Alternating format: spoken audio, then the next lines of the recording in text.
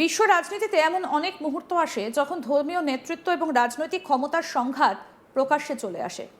সাম্প্রতিক সময়ে পোপ লিও চতুর্দশ এবং ডোনাল্ড ট্রাম্পের মধ্যে কথার লড়াই ঠিক তেমনি একটা ঘটনা, যা শুধু ব্যক্তিগত মতবিরোধ নয়, বরং বিশ্ব রাজনীতি, ধর্মীয় দর্শন এবং আন্তর্জাতিক সংঘাতের গভীর প্রশ্নগুলোকে সামনে নিয়ে এসেছে। এই বিতর্কের কেন্দ্রবিন্দুতে রয়েছে যুদ্ধ, শান্তি, ধর্মের ভূমিকা এবং রাজনৈতিক শক্তির ব্যবহার। সহজ ভাষায় বলতে গেলে একজন বলছেন যুদ্ধ বন্ধ হোক, আরেকজন বলছেন রাষ্ট্রের নিরাপত্তা আগে। আর এই দ্বন্দ্বই তৈরি করছে এক জটিল বৈশ্বিক আলোচনা। ঘটনার সূত্রপাত হয় যখন পোপ লিও চতুর্দশ বিশ্ব নেতাদের উদ্দেশ্যে একটা জোরালো বার্তা দেন।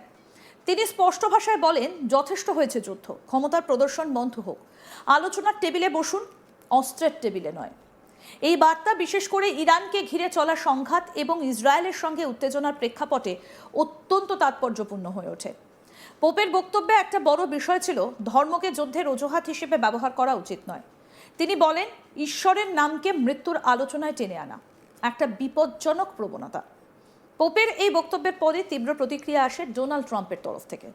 তিনি নিজের সোশ্যাল মিডিয়া প্ল্যাটফর্মে পোপকে আক্রমণ করে বলেন, পোপ অপরাধ দমনে দুর্বল, বিদেশ নীতির ক্ষেত্রে শোচনীয়, অত্যন্ত উদারপন্থী। এছাড়া তিনি অভিযোগ করেছেন পোপ নাকি আমেরিকার ইরান বিরোধী অবস্থানের বিরোধিতা করছেন এবং আন্তর্জাতিক ক্ষেত্রে আমেরিকার পদক্ষেপকে সমর্থন করছেন না।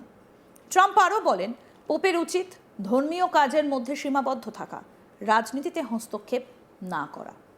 এই তীব্র আক্রমণের জবাবে পোপ লিও চতুর্দশ একেবারে ভিন্ন সুরে কথা বলেন। তিনি স্পষ্টভাবে জানান, আমি ট্রাম্প প্রশাসনকে ভয় পাই না, আমি রাজনীতিবিদ নই, আমি গসপেলের কথা বলি। তিনি বলেন, তার বক্তব্য কোনো নির্দিষ্ট নেতা বা দেশের বিরুদ্ধে নয়, বরং একটা বৃহত্তর নৈতিক অবস্থান। তিনি ডিলিউশন অফ ওমনিপোটেন্স বা সর্বশক্তিমান হবার ভ্রান্ত ধারণার বিরুদ্ধে সতর্ক করেন, যা তার মতে বিশ্বজুড়ে সংঘাতের একটা বড় কারণ। কি বলেছেন পোপ লিও চতুর্দশ, শুনব।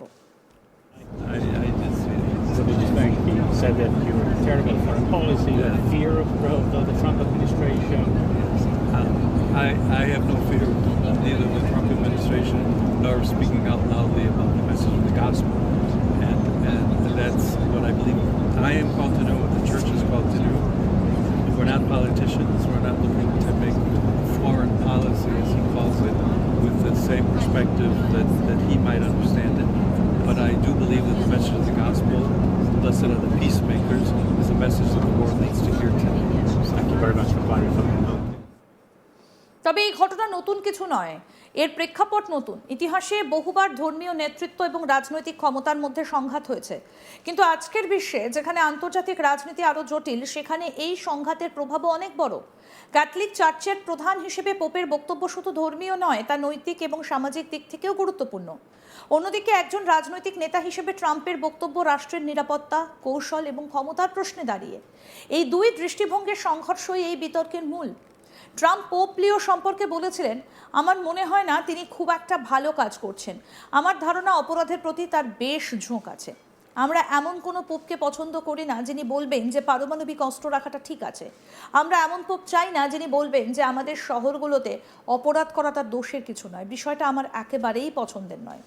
পোপ লিওর আমি খুব একটা ভক্ত নই, তিনি অত্যন্ত উদারপন্থী একজন মানুষ, আর তিনি এমন একজন ব্যক্তি যিনি অপরাধ দমনে বিশ্বাসী নন।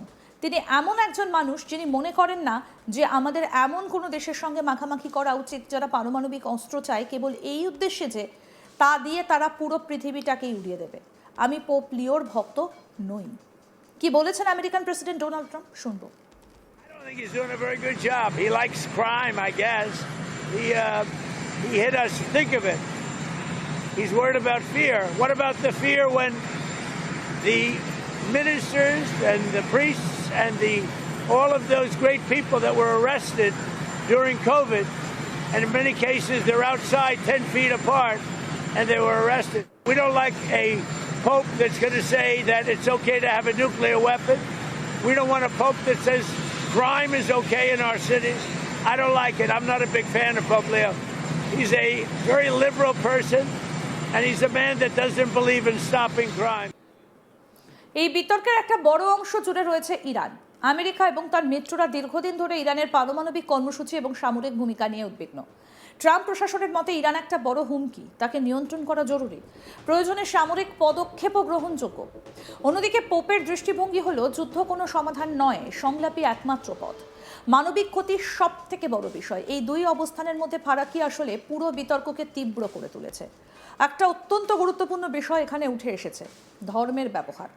ট্রাম্প এবং তার সমর্থকদের একটা অংশ খ্রিস্টান ধর্মের মূল্যবোধকে ব্যবহার করে ইরানের বিরুদ্ধে অবস্থানকে ন্যায্যতা দেবার চেষ্টা করেছেন।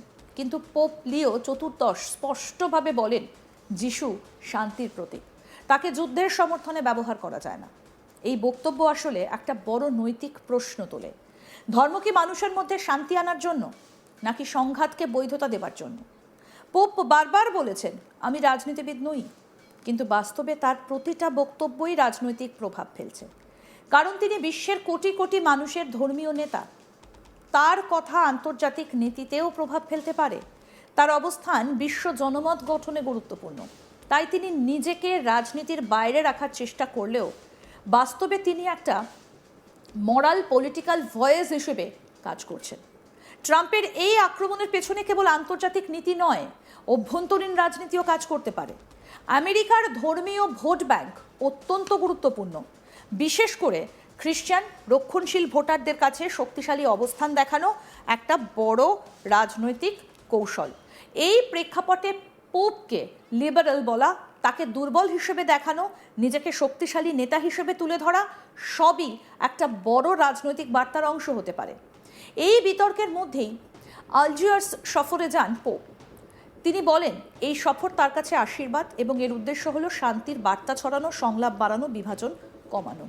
এই সফর আসলে তার বক্তব্যকে আরও শক্তিশালী করে। তিনি শুধু কথা বলছেন না, সেই বার্তাকে বিশ্বজুড়ে ছড়ানোর চেষ্টা করছেন। বিশ্ব রাজনীতির বড় প্রশ্নগুলো কি? এই ঘটনাকে ঘিরে সামনে আসছে বেশ কিছু বড় প্রশ্ন, যেমন 1, যুদ্ধ কি সত্যিই অনিবার্য? রাষ্ট্রের নিরাপত্তার জন্য যুদ্ধ প্রয়োজন, এই ধারণা কতটা সঠিক? 2 নম্বর হচ্ছে ধর্মের ভূমিকা কি? ধর্ম কি শুধুই ব্যক্তিগত বিশ্বাস, নাকি আন্তর্জাতিক নীতিতেও তার ভূমিকা আছে? 3 হচ্ছে নৈতিকতা বনাম বাস্তবতা। নৈতিকভাবে যা সঠিক তা কি সবসময় বাস্তবে সম্ভব? এই বিতর্ক শুধু নেতাদের মধ্যে সীমাবদ্ধ নয়, সাধারণ মানুষের মধ্যেও এর প্রভাব পড়ছে। অনেকেই মনে করছেন পোপ সঠিক, শান্তি দরকার। আবার অনেকে বলছেন ট্রাম্প সঠিক, নিরাপত্তা আগে। এই বিভাজনই দেখাচ্ছে বিশ্ব এখন কতটা মতাদর্শগতভাবে বিভক্ত। সহজভাবে বললে এই পুরো বিতর্ক একটা বড় প্রশ্নে এসে দাঁড়ায়। আমরা কোন পৃথিবী চাই? যুদ্ধের পৃথিবী নাকি সংলাপের পৃথিবী? পোপ লিও চতুর্দশ বলছেন শান্তির পথ বেছে নিন, ডোনাল্ড ট্রাম্প বলছেন শক্তি দেখান। এই দুই দর্শনের সংঘর্ষই আজকের বিশ্বের বাস্তবতা। আরও আপডেট পেতে দেখতে থাকুন আজ তাক বাংলা। সাবস্ক্রাইব করুন, নোটিফিকেশন পেতে বেল বাটন অপশন প্রেস করুন।